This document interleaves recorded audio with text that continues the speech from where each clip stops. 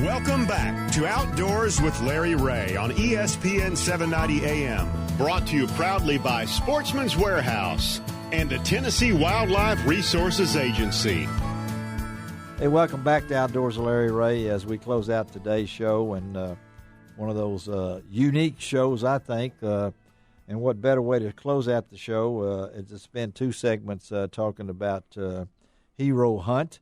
And we just talked to Jeff about the working part of what this organization does, and Ron is Wong being here too has been able to listen to this. Well, we're going to talk about a participant, a man who has participated in the hunt and has seen it as where it is now, and maybe where it's gone, where it's come from, and that's Pablo Cadena. Yes, sir. And Pablo, you again are from Clarksville, Tennessee. And did you grow up in Clarksville? No, sir, I did not. I grew up along the West Coast, and basically my family told me that I had 90 days to either get a job, go to school, or join the military, but I had to get out of the house. So you joined the military? So I joined the military. Okay, what did you join? I joined the Army. All right, how long were you in the Army? I was in just shy of 22 years. 22 years. Yes, sir. I was very blessed. Talk about your service for your country. Where have you been? I've been all over the world. Got to Germany, Korea, all over the United States. I've served 2 tours in Iraq. I served a tour in Afghanistan, and right before I completed my 2022, I did a last tour in Kuwait. Wow. Okay, so our the experience of the military. Talk about your experience in Hero Hunt when you heard about it, and you do qualify. Yes, sir, I do. I actually get up on that microphone now, Pablo. My wife actually got me involved into it. Turn it around toward him. I had always blame it on the wife. That's okay, right. Well, what's her name? Charlene. Okay, Charlene. Good for you, Charlene. Keep going. She got me involved in it. I was kind of in a down and a rut with my life, and I was just sitting on my couch after getting out of the military, and I needed to get out, and she saw that more than I did, and she put my name in through Hero Hunt, and the next thing I know, I believe it was Joe that called me and told me, hey, we got a hunt this weekend out in at that weekend it was Enterprise. Mm-hmm. And so I went out there and Enterprise. Where? Enterprise out by Chattanooga.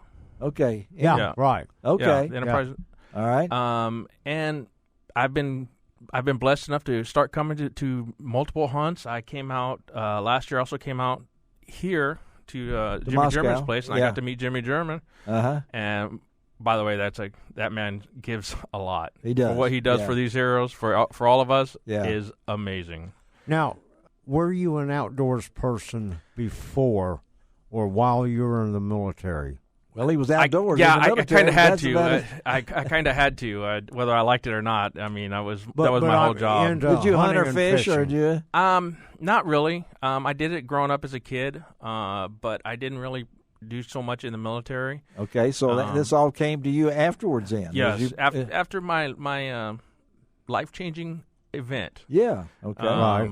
You know, I had to take a hard look at what I was going to do with my life and figure it out. And you know, this has been a great experience ever since. And how long ago was that? When was your first one? My first hunt was last year. Last year was your first hunt. Yes, sir. Okay. The organization itself, were you knew nothing about it? I mean, I knew absolutely nothing about it. My wife, like I said, was tired of me sitting on my backside. And well, talk about your experience then as a first timer. The first timer I went out, I didn't know anybody, and it was kind probably of better. It was odd, but by the end of the hunt, I became really good friends with 3 tight, real core guys. Yeah. And we get together and we talk and we joke, and I mean, it's just really a chance for us, the camaraderie. That's what we all miss when we leave the military or leave first responders, is that camaraderie, and it's hard to explain to somebody that doesn't understand that. But you go out there and you can let's hope they have thick skins, because we crack on each other. You do crack on each other. And we take it to a whole nother level. Yeah. Okay. It's fun to watch. So what were you in the Army? I was in the infantry. In the infantry. Yes, sir, I was. And so when you retired, what rank were you? I retired as a first sergeant. You did? E8. Okay. Yes, sir. All right. Jeff, when you hear Pablo's story, is that typical of some of the heroes that come to this event? Mr. Larry, to be honest, every one of these heroes, in my eyes, they're all special. Yeah. They're people that I want to be around. It is so amazing the friendships that I have made over the years working with these people. These are some of the closest friends I've got. Are you still in the car business? I am still in the car business. As the son of a car salesman myself, I can relate to that. Okay, because my dad did that. And Pablo, have you killed a deer before in your life? When you once, and it was many years prior. Once, many years ago. Yes. So when you show up at this farm, you did see deer, right? Yeah. Yes. There's deer out there. Okay, there's deer out there. Deer out there. So it inspires you on these different kind of things. Yes. So there are probably people listening this morning to this show that may be in that same circumstance. We're right here. Millington is right outside here. There's many retired Navy men in here are listening to this, and they may think, well, I just don't have anything to do. What advice do you give to them? I would say the first step of any journey is the hardest step. It is, isn't it? Yeah. And you just have to get out there and put yourself out there a little bit. That's right. You weren't in your it. comfort zone, were you? Yeah, no, not at all. Yeah. I tell my wife all the time I don't even like people that much, but I went to it. So you kind of learned that in the military, though. you do. Do not like You do. people. You really do. Look, You well, got there's your a reason for understand that. Yeah, There's you a get reason. your core group of friends, and That's you right. keep your distance with others. But Absolutely. Yeah. Everybody out there, we all have our different stories. We all have our different backgrounds. Yep. Yeah. But the good part is coming, like I said, we can come in. We all know we have thick skins, and it doesn't matter whether you're Army, Navy, Air Force, Marines, Makes no difference. No. Coast Guard, police, whatever. No, whatever. Any first responder. Exactly. You have to have a different mental attitude than a regular person, if you will. Yes.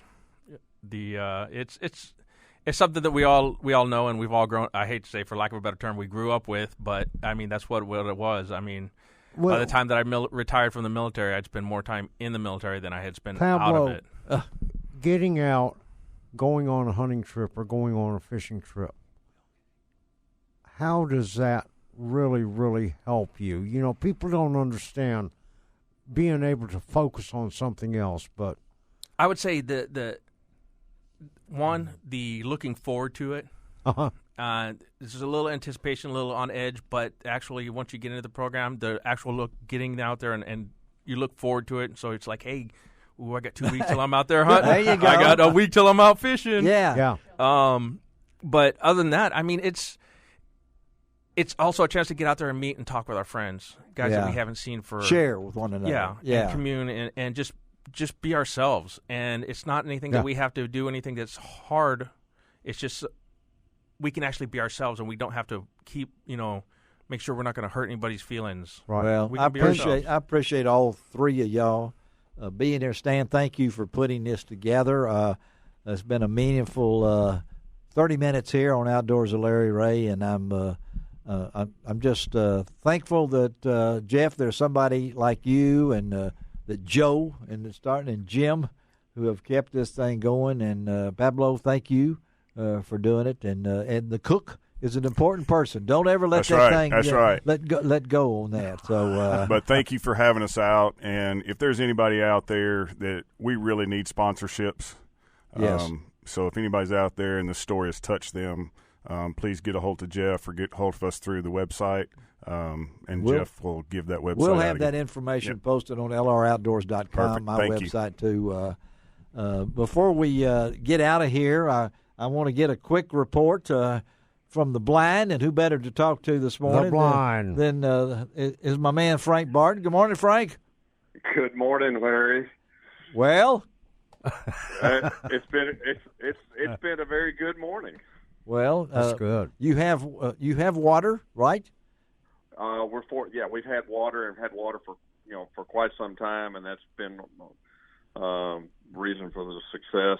And ducks, you got ducks? A lot of birds right now still in the area, and they're still flying right now. So we have a few to finish out a limit, and with the folks that we got out there. Are you hunting with your buddies? Can I say let's see, is your regular crew? Yeah, in the blind with us this morning, I've got Don Brawley. Okay. My son Franklin. All right.